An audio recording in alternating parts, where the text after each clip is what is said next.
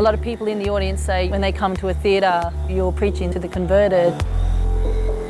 And I'm like, well, are you converted? What do you do? Are you creating action to support change? Or are you sitting there with goodwill? Because that's not helping anybody.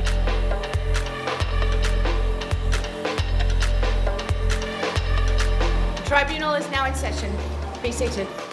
What is being staged is our interpretation of an Australian Truth and Reconciliation Tribunal. So that's never happened in Australia before. So we thought we'd make one up.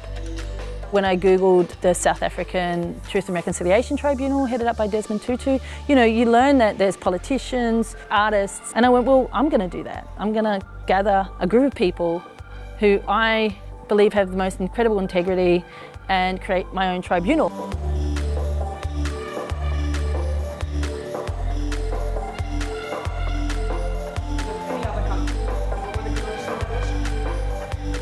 All of it is real. So everyone's speaking from their truth and from everyone's lived experience.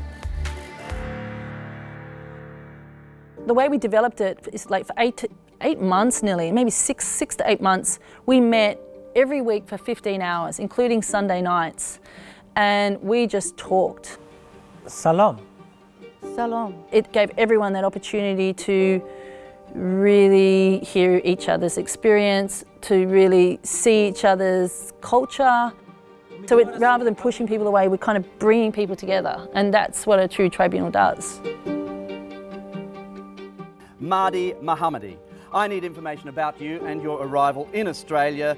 This interview will be recorded. When I arrived here, you know, my boat got sank and everyone was scared, everyone was depressed. We lost 9 people and everyone was just in a shock. This interview is your opportunity to provide any reasons why you should not be removed from Australia. Instead of saying, you know, how do you feel or how are you, and greeting, just say, who are you? My daughter was the first one to come for the first week of the making of the play. She heard MAHDI telling his story. She said, that sounds just like our people. What happened, you know, with being locked up, incarcerated, suicides. I think when you hear the traumatic stories all the time, it shuts you down and you don't know what to do and you become numb. And so you don't do anything. Even though you might feel in your heart that it's wrong and instinctually it's wrong, you are actually unable to do anything. In true tribunal style, I wanted to kind of introduce this open conversation. So we just stop and we have a cup of tea. And the audience, we found, want to talk and have a huge amount of questions that they don't ever get to really ask anyone. The best thing, just having a glass of tea or coffee with a refugee and just listen to their stories. It's not all about sad stories. Only different is like, you know, okay, we were born in Afghanistan, where was some countries, and it wasn't our choice, but now we have right and we can choose. So this is what we have chosen because we don't want to die like an animal, you know, in our life.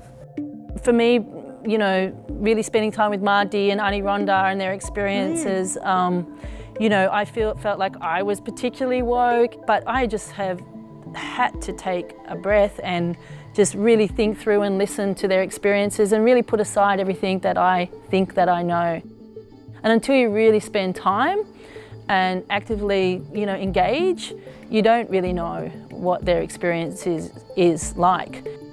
It's really, really important to just get off Netflix and get out there.